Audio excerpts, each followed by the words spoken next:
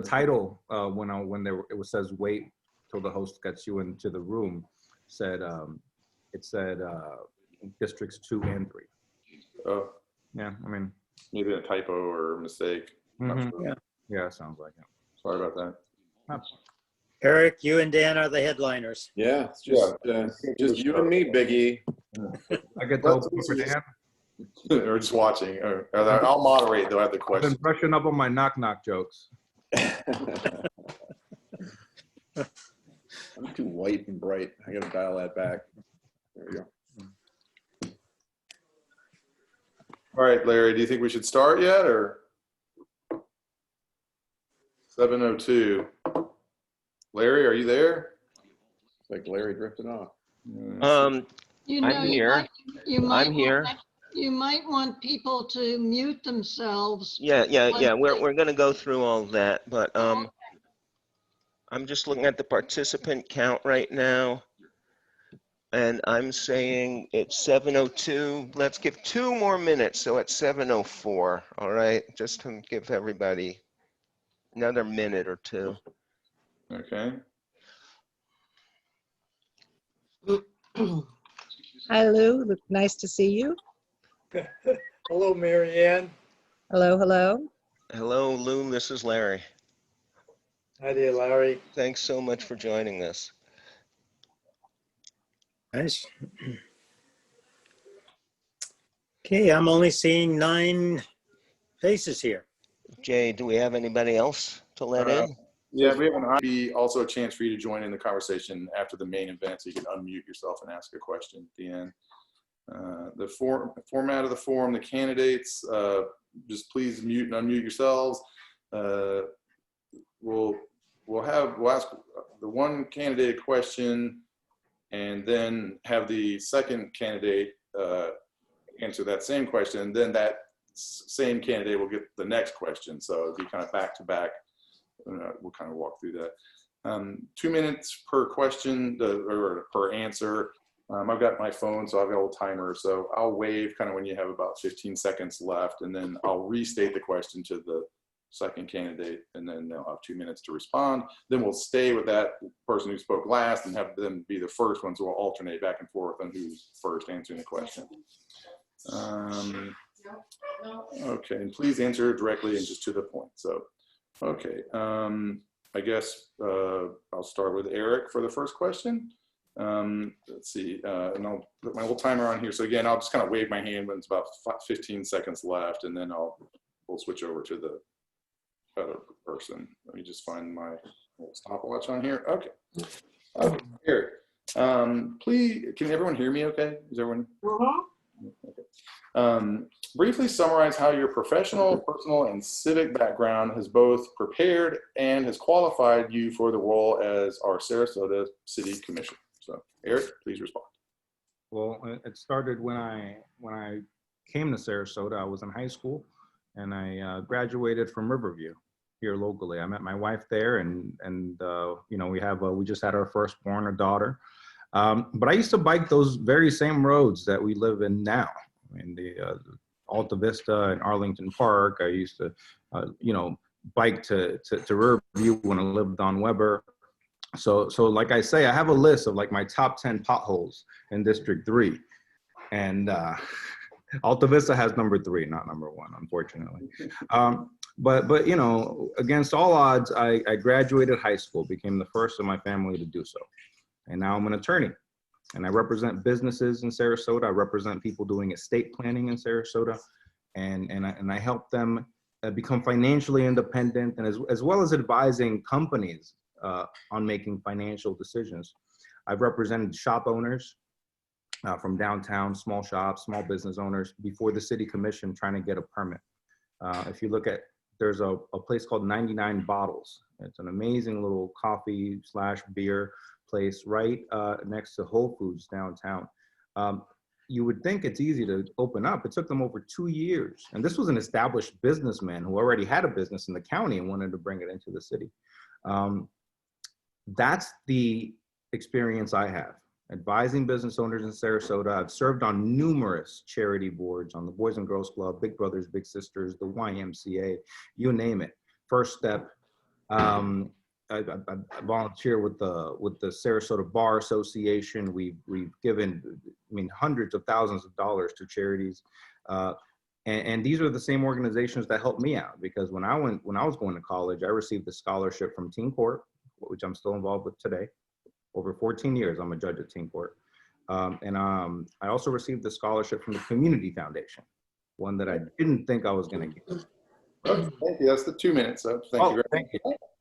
And I'll restate the question. So now to Dan, briefly summarize, and you'll have 2 minutes, and then again, I'll wave my hand when you have about 15 seconds left, and then I'll just kind of cut you off at 2 minutes. Briefly summarize how your professional, personal, and civic background has both prepared and has qualified you for a role as our Sarasota City Commissioner. So Dan, please respond. Well, thank you, and hello, everybody. And thanks for letting us have this forum and this chance to get together and speak and get to know one another a little bit. My background primarily is a couple of things. I had been a business owner back when I lived in Wisconsin, started a screen print and embroidery company from basically nothing with a partner. And we built it into something where we had at one time just about 40 employees. And that's really a bruising experience. And you really cut your teeth. You learn how to manage people, manage money. And then I had another business after that, which was a little bit smaller in scope, but actually bigger in dollar. And that was working in laboratory controls and remediation of problems and so on. I can go on and on about that. But the other thing is, as well, is I've got a family with 5 kids. I mean, you know, it's a bit of madness. You have to be able to manage your time with your kids. My spouse has always had a very busy career. It's just about time management, and it's about financial management, and it's about listening to all views. And you know, you do cut your teeth on that kind of thing. And when we moved here to Florida, in 06 we bought our first place, and in 10 we moved here. I started buying properties and fixing them up. Pretty handy guy, and turning them into rentals. And it gave me kind of this skin in the game in Sarasota, and that started in 10, and it really gave me an interest. But one thing I'd like to mention, because we are in a neighborhood group here, is when I was back in Wisconsin, and you'll be able to relate to this, is behind my house, there was going to be a development. There was a developer looking to build something. And I was the person who fought that harder. Well, I was a leader of a group in our neighborhood. And to this day, that was in 05, to this day, nothing is developed there. I came with my posters and my pictures, and we fought that off. So I have that side of me too. Thank you. Thank you. Okay, let me reset my timer here. Okay, so now we'll go to Dan this time, and then we'll go back to Erik, and we'll flip flop like that. So, okay, so Dan, next question. What have you learned and experienced through the process of this campaign that has affected your goals for and approach to acting as our commissioner? So I'll set the timer. Go ahead and respond. Humility. I've learned humility. You know, you get into this, I think that you can come into something like this feeling like you have all the answers. People come to you and say, well, what do you think? What do you want to do? What is the answer? But you learn the humility of understanding that whether it's a neighborhood group, whether it's a larger group like CCNA and some of the influential members that I've met there, people in business, I mentioned kind of in the, when we were together earlier, before this all started, people I've met in the homelessness activism, just across, you know what they all are, people across the phalanx of organizations and so on. And people in your neighborhood, they have so much to teach you. They have so many opinions, and you have to kind of take a back seat and realize, okay, I'm a candidate, and even once you are a commissioner, you have to have humility and be able to say, I have to work with people who I've had touches with as I've gone door to door going forward, people I've met that have been influential to me. Somebody like Marianne Bowie, who I talk with frequently. She has so much experience in planning. And that's the kinds of things I've learned, is that you have to be flexible of mind. You might come to it, any issue, with even a hard set view, but you have to sit back and you have to listen to all sides, even those you disagree with strenuously, and hear them out, because they have well thought out arguments. And through this campaign, I've just learned so many different people and contacts that know more than I do in certain pockets and areas. And I think it's important that you have that humility to listen and realize you don't have all the answers. Okay. I'll just cut you off there. Okay. I'll restart. Sometimes I'm even quicker than 2 minutes. Okay, that's fine. Yeah, that's great. Okay, so Erik, I'll restate the question, and then you have 2 minutes. What have you learned and experienced through the process of this campaign that has affected your goals for an approach to acting as our commissioner? So please respond. You know, I was knocking on doors, and it kind of reminded me of a conversation I had with my mom years ago. My mom used to live in the city, and because of the way things are going, she was sort of priced out, and ended up moving into the county onto Lake Sarasota. And what I learned is that a lot of people feel that way. You see it when I'm knocking on doors on Fruitville, on Tuttle. I mean, these homes are increasing in value, which is good, but a lot of the people, because of the increasing rate of utilities and our property taxes, they can't afford, their limited income is really making it hard for them to live in Sarasota. And that's because City Hall continues to be tone deaf to the needs of District 3. Everybody thinks of Sarasota, they think we're all millionaires. But they forget about District 3. You forget that every time you increase your utility rates, you know, from $80 to $130 a month, that you know, it may not impact the person with a waterfront property, but it's going to impact people here. You have $10 million homes 2 miles towards the water, and then you have people right here where I live on Fruitville and Beneva who are living on $25,000 a year. And so if there was anything I learned in this race, is that the people in District 3 are like my mom. They're facing the same struggles we faced growing up. And it's time that Sarasota really stick up for the people in this, you know, this side of Sarasota. Okay, all right. I'll reset. And then let's see, I think I asked Eric now again the next question. Somebody correct me if I get off, and don't keep everything in the right order. Okay, so let's see. Okay, so what are the key goals you would like to accomplish as commissioner? Ready?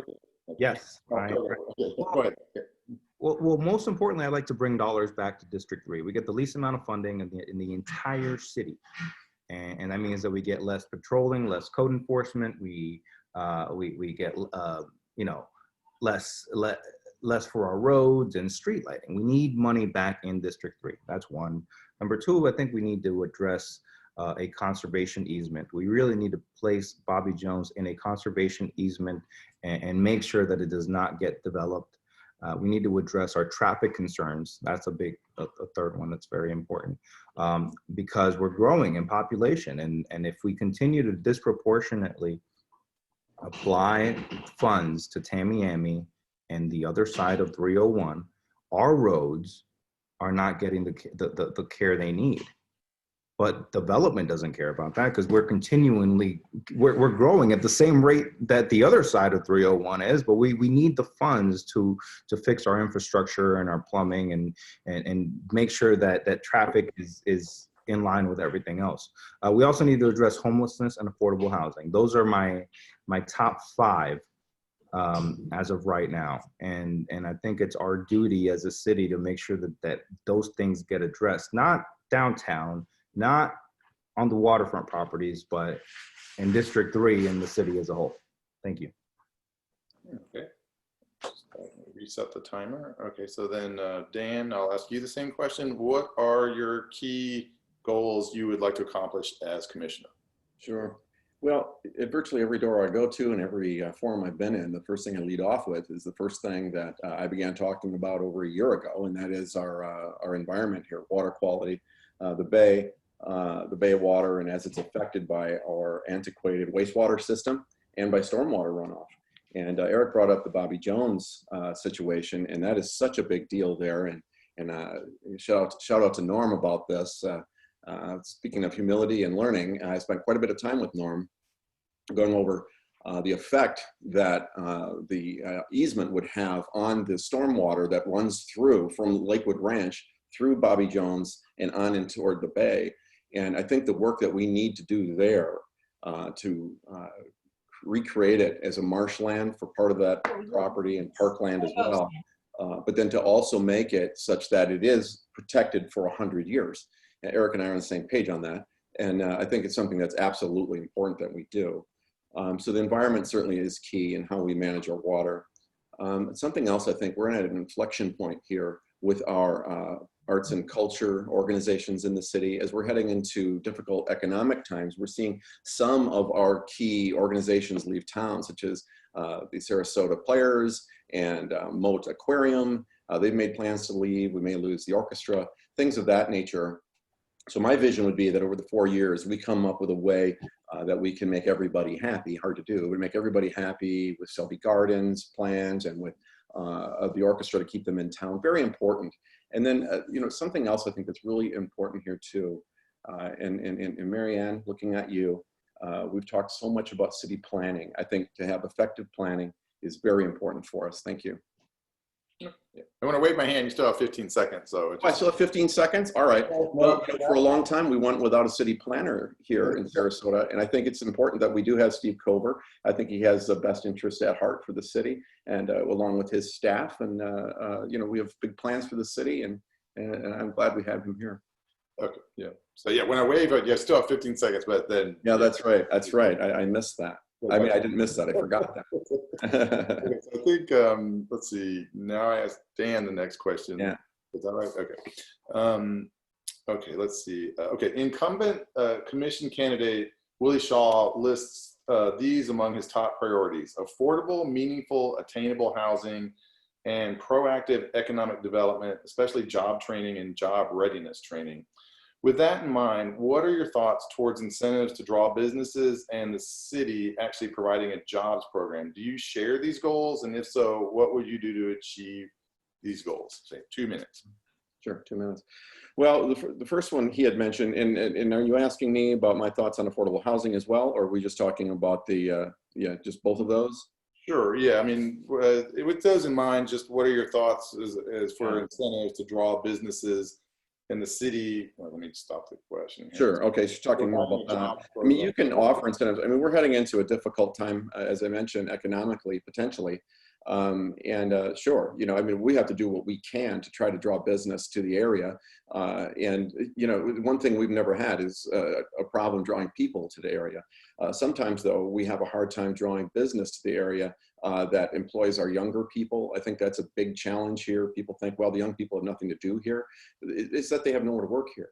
And so, yeah, I know that Jesse Biter at one time had a program where he was trying to get businesses started with an incubator. I'd love to see that kind of thing promoted again, where we can try to draw businesses, tech businesses, whatever it is, to Sarasota. We have so much to offer here, to offer some financial incentives, just a place to work and a place to be for them, I think would be terrific to do.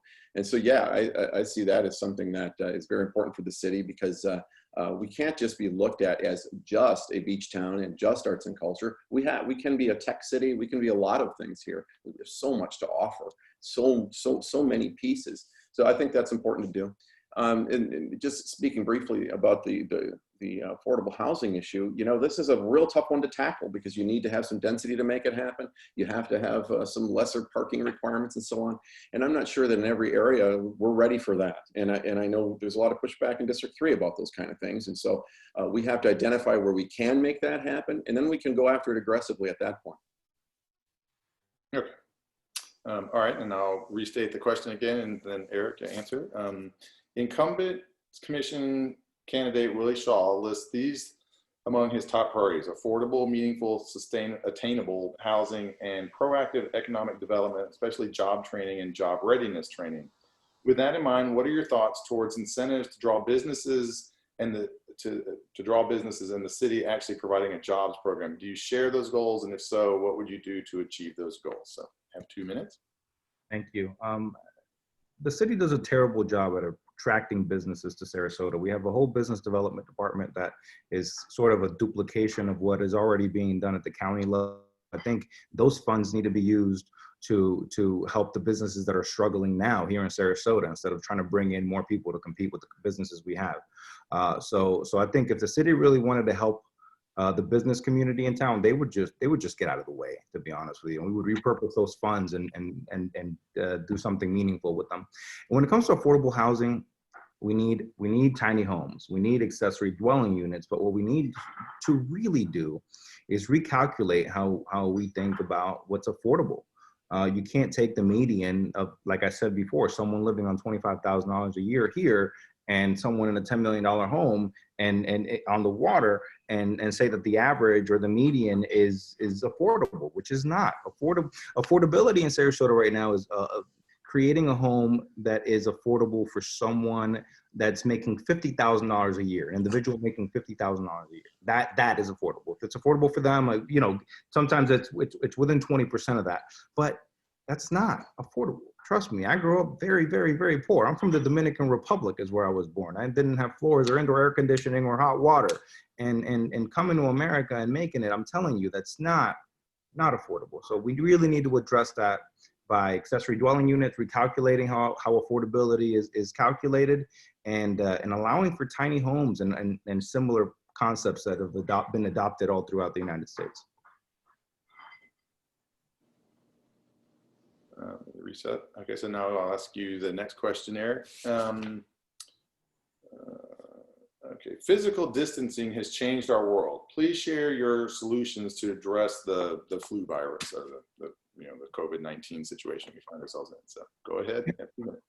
You hear this in all the forums, right? You have every single candidate running for office has a solution for COVID, and as the only non-doctor, I guess I would say, I would just follow the CDC guidelines and the guidelines that have been provided by Sarasota Memorial.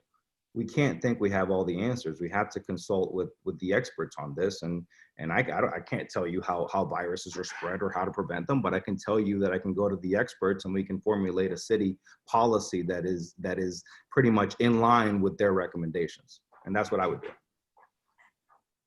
Okay. I'm gonna reset the timer and back to you, Dan. Physical distancing has changed our world. Please share your solutions to address this crisis with the virus. Sure. I think that the city is hamstrung a bit. I mean, the governor took away our ability to fine anybody who's not wearing a mask in a public place. So that really takes the teeth out of having any kind of a mask requirement. People follow it, though. I think people believe that it's working. So there's a little bit of public shaming, maybe. I think we just have to kind of stay the course where we're requiring it of businesses and of people to wear the masks indoors. And we have to just reduce the number of, not reduce, but we can't have outdoor or indoor gatherings and so on of large amounts. I mean, this is something we're managing as we go. We're all kind of waiting for a vaccine, but that might be some way off. So we have to hope that there's, just our own restraint. And even if the city itself, I know in Venice, they ended theirs. They said, well, it's folly because we can't even find anyone anyway. And so people are thumbing their nose at it. And which is unfortunate because I think that it is important that we all wear a mask when we're together. And I think that it's good that the city requires people to do so. And I know people feel differently, but our numbers dropped when we started wearing masks en masse. And so, that requirement I think is wise. And but the city is so limited as to what we can do. Okay. Restart. Okay, now I'm back to Dan with the next question, I think. Just make sure this, I guess this bleeds over onto 2 pages here. Okay, Sarasota's economy and land are increasingly dominated by residences. Infrastructure is being strained, open space is being lost, the walk score is falling, I'm sorry. What could you also consider imposing limits to growth? Please share your thoughts on growth. Sure. Yeah. Well, when it comes to growth, I mean, the city, they say many times, well, the city is built out. Well, it's really not. I mean, because you can tear anything down and then you can build something of greater density and so on. I think we have to be smart about how we do this. Downtown, as far as downtown goes, I'm a little more open-minded about how we deal with our growth in the city. And I like the idea of concentrating some density downtown. I think that helps our traffic problems. It helps the businesses downtown to have the live, work, play type of thing. You get beyond the city, however, and we have to have a lot of restraint because it's very neighborhoody in our city. I don't think people think of Sarasota, think neighborhoods, but in District 3, that's pretty much what it is. And so really what has to happen is we have to take a look at the corridors, particularly in District 3. You have Tamiami, 17th, 12th. where I think that we need to rezone these areas, because there has been growth, not just in the city, but in the county, creating pressures on the businesses there because they're utilized so heavily, whether it's for parking or some limited growth. I think we have to work together as a community, using neighborhood groups and the CCNA and the city planners, to come up with something that's workable. But I look over at 17th and 12th, and it seems to be so underutilized. You have some light industrial over there and that, and I think we could maybe reproduce some areas over there in the vein of having some density, some apartments, something affordable over there. To me, I would like to see us take some of our areas now that are maybe not utilized as well as they could be along arterials. I think that's an important way to handle it. Good. Okay. And let's see. Okay, now back to Erik. You don't have to read it. Do you want to read it again, or? Yeah, I mean, I know. Oh, you got it. Okay, so go ahead. Yeah. 2 minutes. So, look, I think the city's doing it backwards.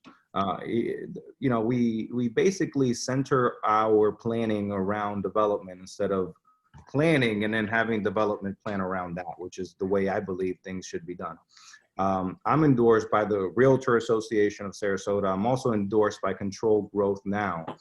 And I'm all for public input, getting the neighborhoods involved, and not having some bureaucrat who comes, you know, who just moves down here, starts working in the city, at the city hall, to tell us how our city is going to grow. I think we need public input. We need the neighborhoods.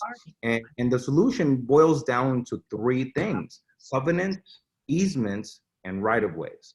And we get neighborhood involvement. If you want to have a common scheme of development in a neighborhood, what you need is a covenant that runs with the land and it lasts forever. Same with easements and right-of-ways. If we're going to make sure that a road like School Avenue remains public, we need to retain that right to the citizens of Sarasota. And I think we need to do that before any development happens, before the traffic becomes a problem. I think we need to do it now. So I think this particular city commission is going to be very important because of that. Thank you. Good. Okay. All right. And then let me reset this timer. Okay. And then now, Erik, the next question. The city's economic mix would be enhanced by increasing the amount of technology, artisans, light manufacturing, and locally owned family-friendly retail. This would support local employment opportunities, increase visitor numbers. How about bringing more distinctive, innovative attractions? Please share your thoughts about encouraging such locally owned businesses instead of big box or corporate interests. I mean, I think it boils down to what I was saying. The city has no business running an economic development corporation when the county has already doing the exact same thing. We have not brought any businesses down here. We usually, as the Economic Development Corporation usually tries to target big businesses. We need to incentivize small businesses. So we make it easier for someone who has a food cart or a food truck to go into a brick and mortar. We need to make it easy, and we don't. I'm going to echo what I said before. I think the city needs to get out of the way and allow businesses to thrive in terms of technology. You mentioned technology. I think the city is really like 10 steps back when it comes to technology. I've been advocating for 2 years now, a thing that the county adopted, Venice adopted, Bradenton adopted, St. Pete adopted, but Sarasota, stuck in all that, we have not adopted this. It's an app called See, Click, Fix. And you basically have an app on your phone, you take a picture of a pothole and it generates a work order for the city. It's working, and the people around us are doing it. The municipalities are doing it, but we are 10 steps behind, and it's because we need leadership in City Hall that knows the emerging technologies and is willing to step up for the people. Thank you. Okay, Dan, the city's economic mix would be enhanced by increasing the amount of technology, artisans, light manufacturing, and locally owned family-friendly retail. This would support local employment opportunities and increase visitor numbers. How about bringing more distinctive, innovative attractions? Please share your thoughts about encouraging such locally owned businesses as opposed to large corporate, big box type businesses. Well, I think we can start with not disregarding the businesses we already have. I mean, I mentioned earlier, some organizations here that really haven't felt the love from the city. I'm talking about, you know, theaters, I'm talking about Selby Gardens, and I'm talking about the orchestra and others who are either leaving town or may have to consider doing so. I mean, these are huge economic drivers in our city. So you mentioned artisans, those are the artisans. And so I think that we have to stop and make sure that we are being proactive as we look at other theater groups, other arts groups in the city. What do they need in 3 years and in 5 years? Instead we wait until the red lights are flashing and now these organizations need something, and it creates these fissures between neighborhood and organizations that are so important to the city. So I think that's a really big thing right there. Another thing we can look at, if we're talking about small business faces a business tax in the city. You know, it's a small thing, but maybe we can just straight up eliminate it, especially at a time like this when businesses are struggling here. And so I think that type of thing is really important. You know, we can try to, we mentioned it before, try to recruit based on what we are, where we are, and what we have to offer to try to bring businesses here. I don't know that it really happens, because it seems to me that we have so much to offer here in the beaches and our weather. People come here all the time. Why can't we drop businesses here? It's something we need to do a better job of. And if there is some tax incentive that we can offer for that, then I'm all for that. You know, I'll echo something Eric said. Let's get out of the way. Somebody wants to put a food truck out someplace. Hey, I love a food truck. Let's allow food trucks in the city and other small businesses to start working toward creating something a little eclectic in town here without everybody getting their hackles up and saying we haven't had that here before. Okay, thank you. Okay, see, I think now I go back to Dan. Okay, there's this strip of open space along the north side of Hatton Street here in Alta Vista neighborhood. Currently consists of a drainage canal, retention ponds, and wooded fields sloping down into the water. A precious home for wildlife, including birds, foxes, and a varied tree canopy.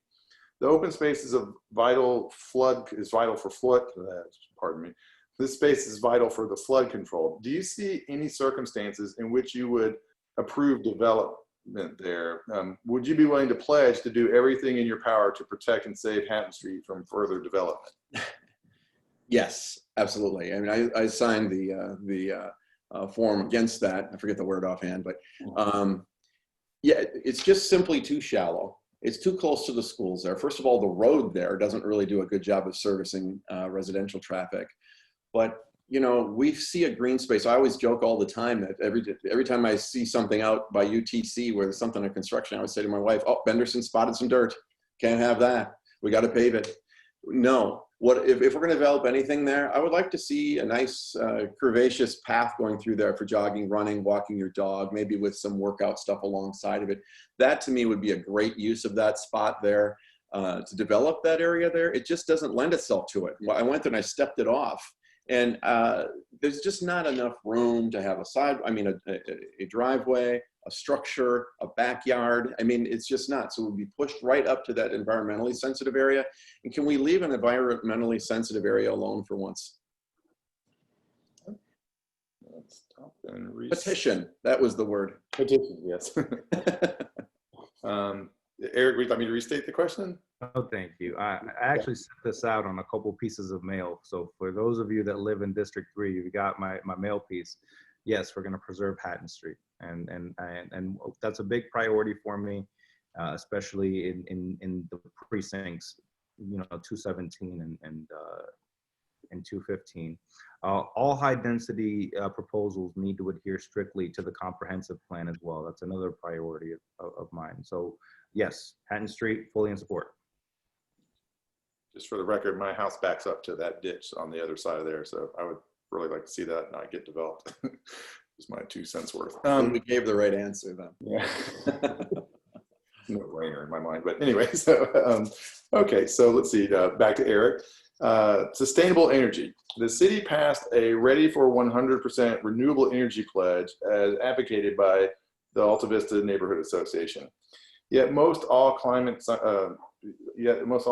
scientists agree that the city's plan on delaying until 2045 is way too slow. Please share your thoughts about transitioning more quickly and how to do so.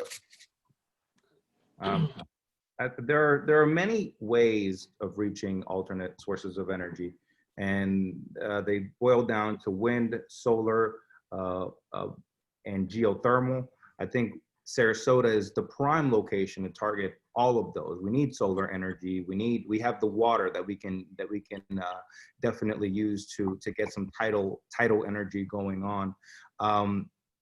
And we just don't. I think we really need to prioritize that moving forward. And in terms of contracts, the city usually focuses more on getting the cheaper contractor, even if it's a dollar cheaper, than the contractor that'll do the right thing. This is evident in how we use pesticides throughout the city, where there's a pesticide that could be organic and good for the environment, and then there's one that uses very cheap pesticides that's just terrible for the environment, but it'll do the same thing, kill the weeds. They'll go with the cheaper one. Same thing with sustainable energy. We don't outsource to the smartest contractors. We always go with what's cheapest, and what's cheapest is not always what's best. So we really need to be forward thinking in that respect. Thank you. Okay. Reset here. Okay, let's see. I think I go back. No, wait, where am I? Who's next? Dan. Go ahead, Dan. Dan. Okay, go back to Dan. Okay, sorry about This one yet. Yeah. got off there a little bit. Okay. Regarding public input versus administrative review. Oh, I got to do the last question yet, though. I didn't get to answer that one. Oh, I'm sorry. I apologize. I missed off. Okay. You know, it happens to me all the time. Yeah, Dan, let me restate that. So, sustainable energy. The city passed a Ready for 100% renewable energy pledge as advocated by the Alta Vista Neighborhood Association. Yet most all climate scientists agree that the city's plan of delaying until 25 is way too slow. Please share your thoughts about transitioning more quickly and how to do so. And I apologize for Sure. Yeah, no problem. Well, first of all, it takes leadership in the face of a lot of pushback on this. There are a lot of people don't believe that climate change is real. That's the first thing, is you have to acknowledge that it is. And if there are people in the community who don't acknowledge that, leadership needs to bring them to water on that. It's pretty clear that it is something we have to face, and we aren't in the Rocky Mountains here. We are right on the front edge of where things will go bad when they go bad. And so we should be on the cutting edge. We should be on the cutting edge with the Ready for 100 program and not kicking it back. Now, I realize in some cases it gets expensive. If you want electric buses and you want electric police cars and things like that, that is not inexpensive to do. So you have to look at that, especially as we're heading into maybe a time of lesser revenues. But it's acknowledgement. And it is difficult sometimes when you're in a leadership role, when you're taking shots from people saying, why are we spending this money? Why are we worrying about this? The government getting involved in our lives and doing all these things when it's not even real.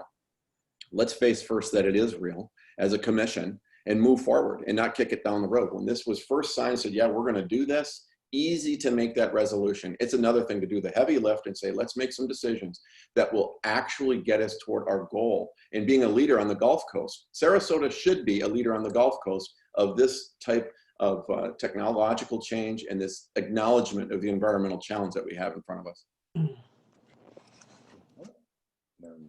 Then I'm back to you again, Dan. So let's see. Next question. Thank you for that.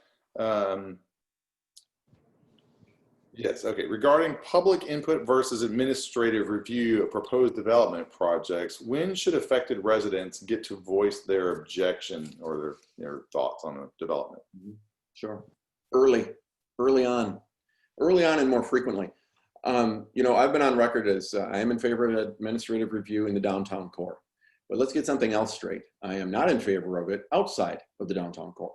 I think there's a different expectation when you are in a downtown core area. You have all the amenities, you have the glamour of living downtown, but you also expect there's going to be some noise, there's going to be some events, there's going to be some traffic, there might be some homeless, and there might be some development. There might be a project that's a little bit taller than you were expecting nearby.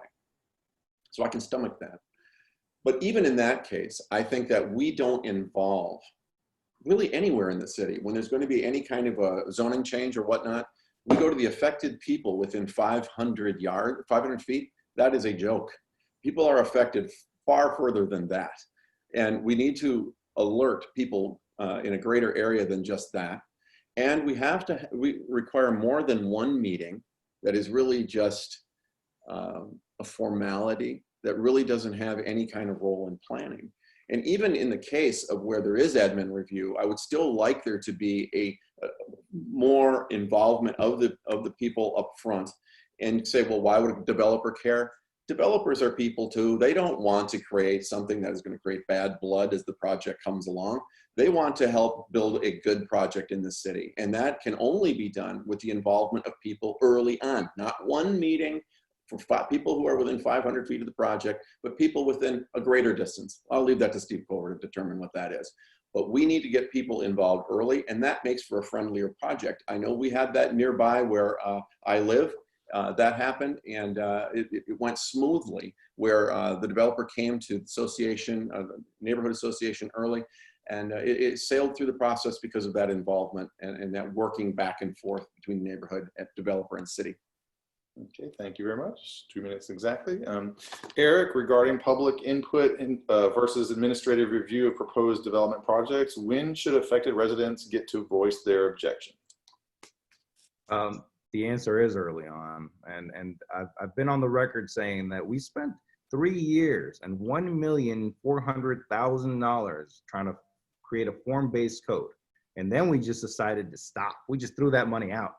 And I think we need to go to a form-based code. We need predictability. We need a code that allows for town halls to be taken, to happen before a development, a site approval, and that there be minutes there. Because I've seen where something is said at a town hall, a promise is made, and it's never followed up on.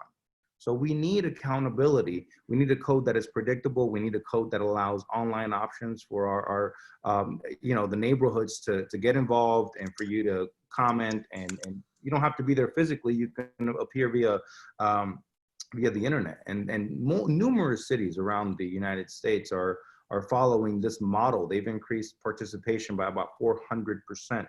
So yes, we need accountability.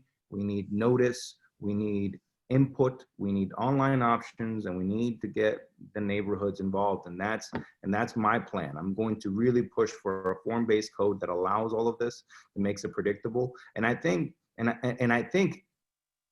that is what everyone wants. I mean, wouldn't a developer not want to get surprised with with something at the end? They want to know what they're getting themselves into, and I think this will do it, because getting input at the right time is important, because that's how you build a community, with the consensus of everyone and with public input. Thank you. Thank you very much. Okay, let's see. Now back to Eric. Shuttle buses. Shuttle buses could reduce traffic, pollution, and provide accessibility to people with mobility challenges. In the past, the city had subsidized a door-to-door shared ride system that could either be hailed on the street or called by a phone or app. Shuttles would integrate with a park and ride system. Please share your thoughts on, as a city commissioner, bringing us a form of shuttle service, perhaps. No, it failed for a reason, and not right now, not during COVID. We need to help the businesses we have here. Why are we trying more tried and failed ideas? We need to focus on our businesses now. The city needs to stop being an innovator and trying to create all these businesses and run a golf course and just take care of its people now. The iRide failed miserably. The shuttle buses failed miserably. The rideshare failed miserably. We need to focus on our people now, and we do this by allocating the funds we have for the Economic Development Corporation, helping our businesses that are here, instead of trying to create new businesses or create new ventures. Focus and protect our people that are here now. Thank you. Okay, thank you. Dan, shuttle buses. Shuttle buses could reduce traffic, pollution, and provide accessibility to people with mobility challenges. In the past, the city had subsidized a door-to-door shared ride system that could either be hailed on the street or called by a phone or app. Shuttles would integrate with a park and ride system. Please share your thoughts on, as a city commissioner, bringing a shuttle service to Sarasota. I don't know that it works as a business. I mean, either you're going to make it part of SCAT, or it's just not going to work. And we've tried it as a business, and I don't know if people just don't want to accept it. They don't quite understand how to use the app to call to call the shuttle to them. If we're going to have anything, it probably has to be on a regular schedule where you can say at 1:15 this shuttle is going to show up. I don't want to have to call it. They're not going to do that. So I like the idea in theory where you're going to have shuttles going back and forth. I thought years ago, why don't we have some type of shuttle system going across the Ringling Bridge to try to cut down on this traffic? Because I used to have a rental place that we owned out on Lombo Key. And I mean, my goodness, during season, it's just a complete battle to try to deal with that. And if I had to do any kind of maintenance thing, just running out there was a nightmare. So for people who have to go out there on a regular basis. So it seems like a great idea to do it, but it has to be done in a fiscal sense for the city that it makes sense. People aren't really using buses that frequently. I mean, you see the buses occasionally. It's not a primary source of transportation in the city. I love the idea. Show me how that's going to work fiscally for the city. Doesn't work for the businesses. How's it going to work for the city? Okay, thank you. Okay, now I go back to Dan. Many have called for shifts away from police funding towards more creative and less militaristic approaches to social cohesion. Your thoughts on that? Yeah, well, first, militaristic. I don't know that we have any kind of militaristic approach here in Sarasota. We do have one type of vehicle that does look a bit aggressive, but I think you need to have that in those special circumstances when it's called for. We're talking about defunding the police. I'm endorsed by the police union, and it's the most unfortunate term I've ever heard, defunding the police. Nobody wants to hear that. There are a couple of things that are the most basic things that a city provides its citizens. And we talked briefly about wastewater management. Well, how about police coverage? One of the things in District 3 we don't see is a lot of police coverage. I've walked miles going door to door for the last 9 months, exception of 6 weeks when COVID first came. I've seen a police officer twice. I see speeding all of the time, the roll throughs. And when you're walking, you really notice that speeding. Walk down Tuttle one time. It just like makes your body vibrate, okay? We don't have coverage in these areas. It's so important in our district. And I've heard it from people who have lived in a little bit tougher neighborhoods who said, well, you know, things go on in this neighborhood here. We don't see the police. We don't need to defund the police. We maybe need to reallocate a bit so we can take our resources, send something out into District 3 a little bit. But this whole madness about defunding the police, no. Sure. And so Eric, many have called for shifts away from police funding toward more creative and less militaristic approaches to social cohesion. Your thoughts? I don't agree that we should defund the police. I don't. I've said it numerous times. I think we need to focus on hiring a diverse workforce. I think we need to focus on more police patrolling, especially for District 3. I think we need to focus on training if there are some issues that are occurring in the police department, which we don't have many, by the way. We have a really good police department. And this question sort of applies in a general, broader sense. But we do need to provide state-of-the-art equipment that helps the police be more efficient, be more accountable, and to cover greater areas. I think this move that they're doing to get body cameras on the police officers coming this upcoming year, I think it's an excellent idea. It's a step in the right direction, and I think they're doing a great job. Thank you. Back to you. Next question. This question is from Community Leader Coffee Benz on behalf of the County Council of Neighborhood Associations, or CONA. While seeking to represent voters in District 3 on a commissioner-manager government, you are on record for supporting a change to the elected mayor form of government for Sarasota that essentially would silence district representation. Our commission manager form of government was introduced nationally in the early 1900s to eliminate widespread corruption and concentration of power inherent in elected mayor forms of government. Most importantly, your would-be constituents have voted repeatedly to reject proposals for an elected mayor form of government. Please provide your justifications for why you would move to impose the elected mayor form of government that your constituents strongly oppose. Oh, what a neutral and non-objective question that was. So yes, the city has in the past turned down that proposal, but it was only a few hundred people. You have to understand that these elections before, commissioners used to get elected, with 400 people out of 57,000 people in the city of Sarasota. Now that everything has been moved to August and November, that argument that 400, 500 people came out and were against it is moot. Show me that the people don't want to be accountable. What we have right now, and I've been highly critical of the city manager, is a system where the city commissioners can't talk to each other. They can only talk to the city manager. The city commissioners can't talk to department heads. They can only talk to the city manager. So what happens when the city manager does not tell you something? He is the end all be all. You are hiring a CEO and you can't even meet with your board. He is unaccountable to the people of Sarasota. We don't get a vote. So when you're saying that we wouldn't have a voice, we don't have a voice now.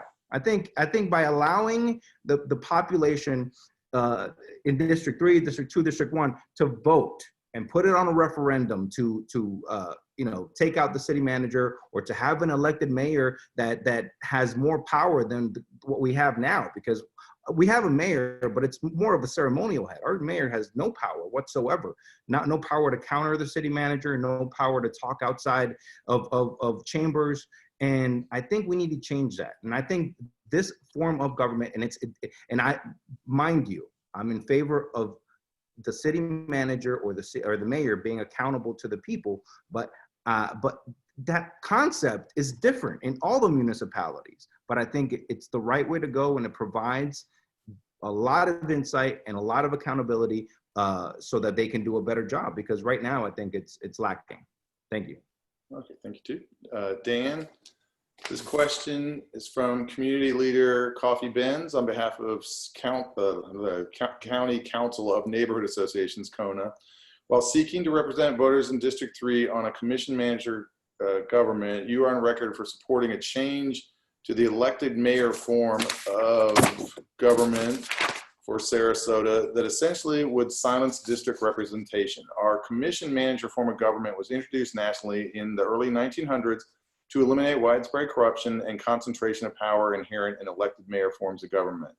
Most importantly, your would-be constituents have voted repeatedly to reject proposals for an elected mayor form of government.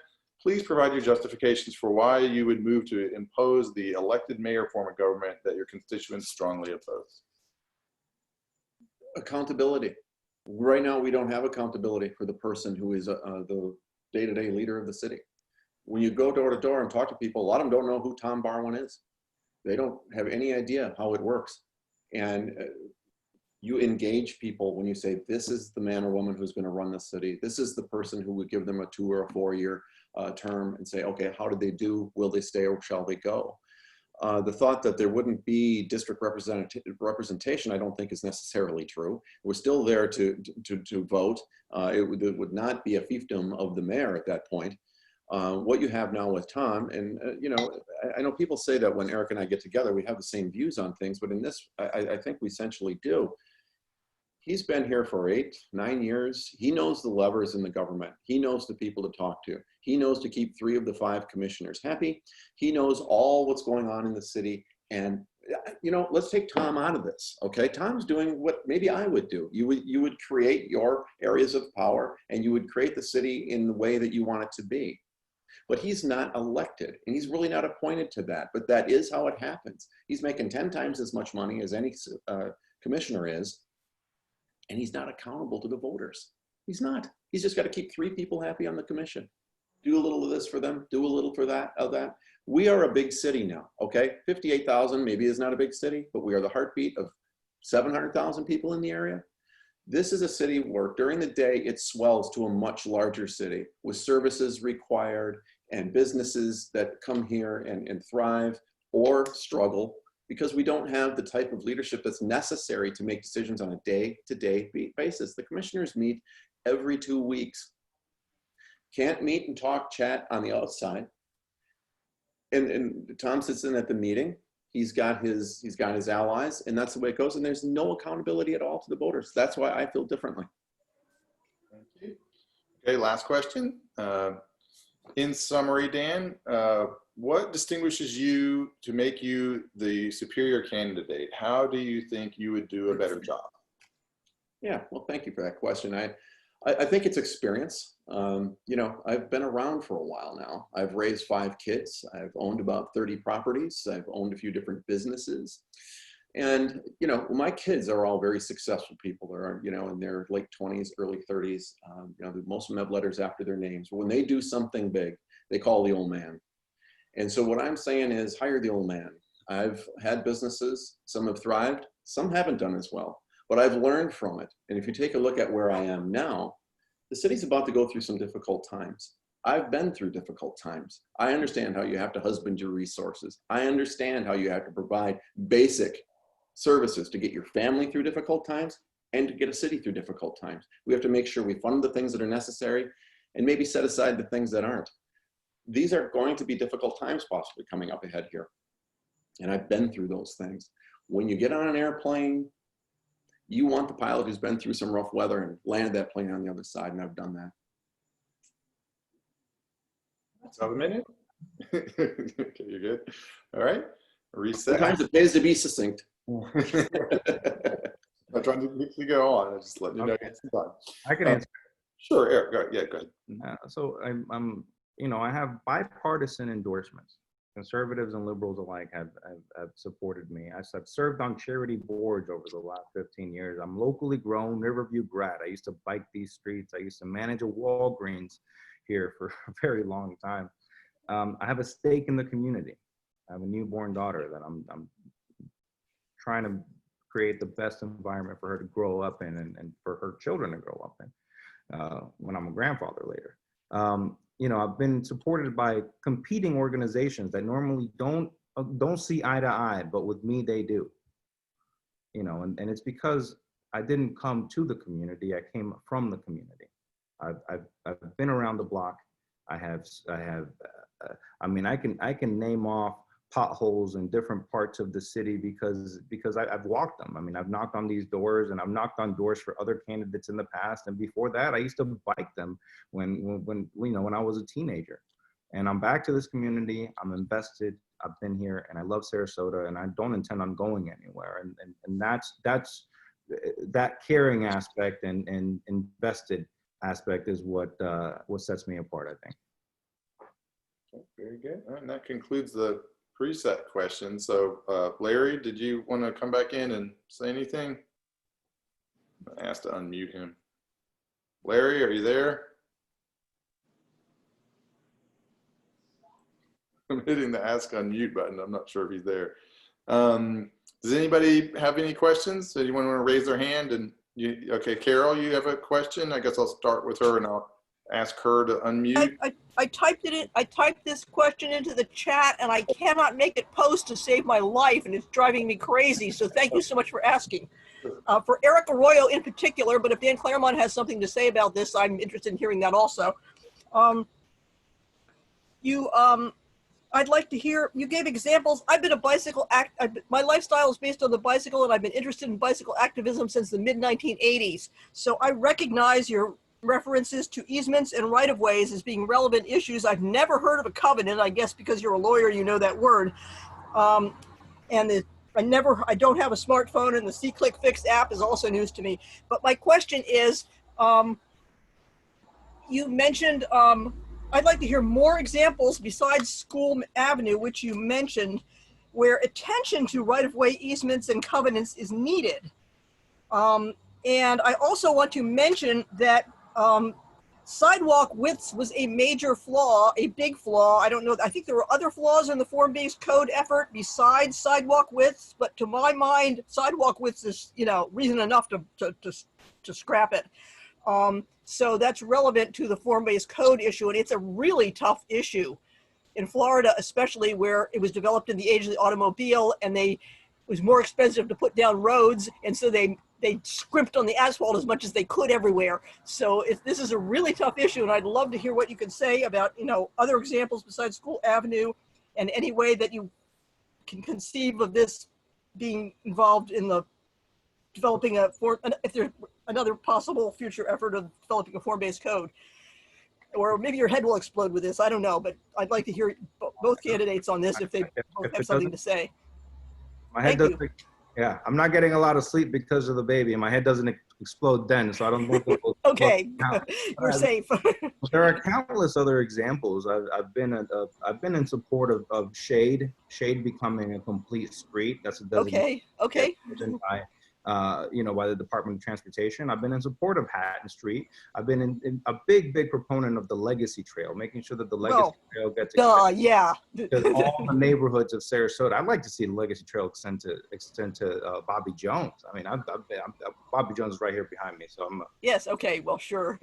And I think it goes back to an answer I gave earlier, which is we not we as a city, the city management is sort of focusing how they work, developing the city around what the developers are doing instead of creating a city that the developers need to sort of develop around. Yeah, the infrastructure first. Gotcha. Okay. Infrastructure first. We need to make sure that we set what's public, we set where the walkability is going to be, we set these parameters, and then let the rest sort itself out. Okay. That's better than the little bit you said before, because I just about went when I heard that and I started clapping. I don't know if people saw me. Thank you. If Dan has something to say, I'd like to know. Yeah, I'll give everyone both 2 minutes, if you need it. So go ahead, Dan, with the. Yeah, no, I mean, I can be fairly quick with it. I think downtown, one of the things I think that people complain about the most with the new Sarasota downtown are these narrow sidewalks and nowhere to ride a bike very safely, because then you have street parking and everything else. I mean, people are getting hit. It's just not good. What I'd like to see is. Downtown is so much. I'm sorry to interrupt, but downtown was so much worse years ago. It has improved so much for bicycle safety. Downtown is really not what I'm worried about for biking. What I'd like to see us be able to do is have greater setbacks to some of these new buildings. Yes. We can't move the buildings that are there, but the ones that we're going to be building in the future, I would like to see greater setbacks so we can have a little wider sidewalk and also curbed bike lanes. Because what we have now is a painted stripe and people aren't looking for a biker, but when there's a curb, I think it's a safer thing to do. I would like to see those opportunities in high traffic areas. I've seen places like this in other cities, and I've biked in those areas. It just feels exponentially safer to have your own structural lane as a biker. So that's just something when I look at the downtown, I'd like to have mention the complete street, having something where we have a better tree canopy, better walking and biking possibilities. Okay. I have mixed feelings about the separated bike lanes. I know they're going to be more popular, but I think there's going to be some engineering tricks. At the very least, there's going to be engineering tricks to improve safety in certain spots that they're not thinking of. I'm worried about it. That's why they make the big bucks. Yeah, but they still make mistakes sometimes. Sure. And hopefully they do tend to learn from them. They've learned more about roundabout design and they've improved their ability to do that. So we'll see. But I have some mixed feelings about them. Thank you. Norman, did you have a question? Norman? Okay, unmute. Okay, can you hear me? Yep, can now. Go ahead. Okay. Oftentimes people talk about the North Trail and how the North Trail is the corridor into Sarasota. And I don't disagree with that. But when you look east and west, Fruitville Road is a major corridor into our city. Yes. Oftentimes the discussion is, oh, what do we do with Fruitville Road from 301 to 41? My question here is, what about Fruitville Road from 301 to the county? It is a huge road in terms of usage. It is a road that has real problems in terms of biking, pedestrian safety. The cars are driving 50 to 60 miles an hour. And it's not a very attractive area of the city. A little while back, a few weeks back, there was a survey being done about Fruitville Road. My question would be, what are your thoughts and ideas of improving Fruitville Road for all of its citizens, whether they are pedestrian, bicyclist, or auto drivers. Okay, since Eric got to answer the first one first, I guess Dan go and then Eric. So go ahead. And I'll go back to Eric the next time. I'm going to do it. Wait, we'll do Dan first and then, because you answered the first one. So go ahead. Go ahead, Dan. Yeah, that's a tough one, Larry. And, you know, that's, you know, getting back to the last question about engineers, that's where those engineers come in. I mean, you know, there is a certain reality when you have a waterfront type of city like we have. We can't have a belt line around the city. You have these major corridors such as Fruitville, Bee Ridge, you know, we all know what they are. And they're dangerous. I mean, unless we're going to go ahead and start funding pedestrian and bike bridges across these roads, which we need state and federal money to create some of that. I know we're talking about it around the bay or around the park that we're built called the Bay. I don't know that you solve that problem. That traffic has to keep moving. And I know a lot of people speed. It's a dangerous road. It is not friendly to biking. That is absolutely true. Even walking, you know, I avoid it for anything other than in my car. I'm sorry, but I don't have a great answer for you on that. I mean, you need consultation. You need consultants for that type of thing. We just went through the whole thing with the Sarasota in motion, and they didn't really address your question there. They addressed more the issue, like you said, from 301 toward the Bay. And, you know, heading out, I think the reality are there aren't good answers right now because it's a main thoroughfare from the county where all the people are. And they all want to come downtown for the dining, for the arts, for the bayfront, the beaches. It's a tough one. Eric, your thoughts? So I think I answered this question on the observer questionnaire the first time I did it during the primary. And it is that, you know, 50% of the traffic you see on Tamiami isn't heading towards or from Sarasota. It's through traffic. And if you look at the people that are actually going to Sarasota are coming from Bee Ridge University, they're coming from I-75. And I think Tamiami gets way more attention than 75. I think it boils down to what I've been advocating for years. It's bringing dollars back to District 3. You see this road here? I posted this on Facebook. This is Palm Avenue. This is District 2. All I want is for District 2 to be treated the same, so that we get the same treatment as District 2. That is District 3. That's Florence Avenue right here, right by Beneva and Fruitville. You see that? And you can go on my Facebook and see it. But look at, I mean, it's such a difference in how these streets are maintained. I think if you really want to address traffic, you know, you address the traffic that is coming from all avenues, including Fruitville. And then I'm more focused on Fruitville because it's District 3. We need our side streets like that one. That, by the way, that is Fruitville right there. That is Fruitville. That street that connects to it. And you know, it's right on a major road. It's an embarrassment to Sarasota to be, you know, for someone to come here and hear such great things about a beautiful, flourishing city, and for us to have a dirt road in the city. I think it's unacceptable. So I think we really need to allocate funds in District 3 and make sure that we improve our avenues of access within District 3 and within the city.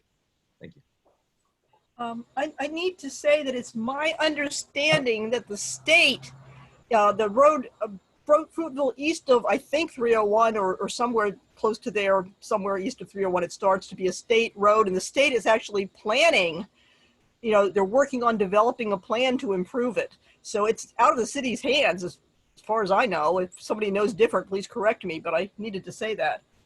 But the side street is within. Well, the side street, the state's not going to do the side streets, but there was complaints about, you know, like we're talking about, like that part of Fruitville Road, like it was the city's problem, and it isn't. The city can't do anything about that, except I guess they can have input like everybody else, but just wanted to mention a little bit of awareness there. The city's, the part between 301 and 41 has been talked about so much because it's actually the city's, the city's in charge of it. It's a city road. Okay, thank you. Anyone else question? Everyone feels pretty good? Okay, very cool. I guess that I'd like to thank everyone for participating. Jay did an amazing job as moderator. Eric and Dan, you've been generous and forthcoming with your answers, and I think we engaged you in an exchange of ideas. So thanks again to Marianne and Arlington Park. I wish everyone luck and good health going forwards. I think that adjourns our meeting.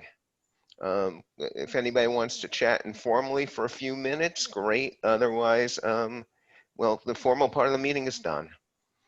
Thank you, everyone. Thank you.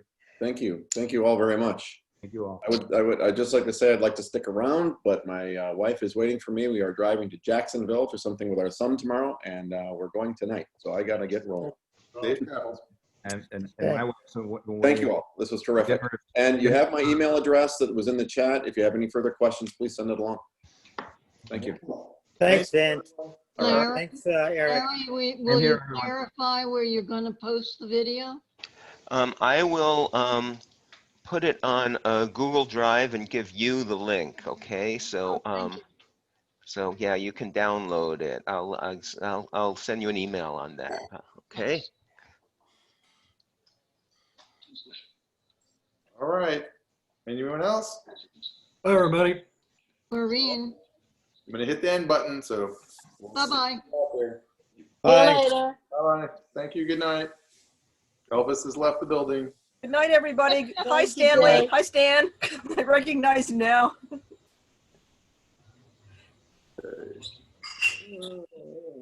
There, but that's okay.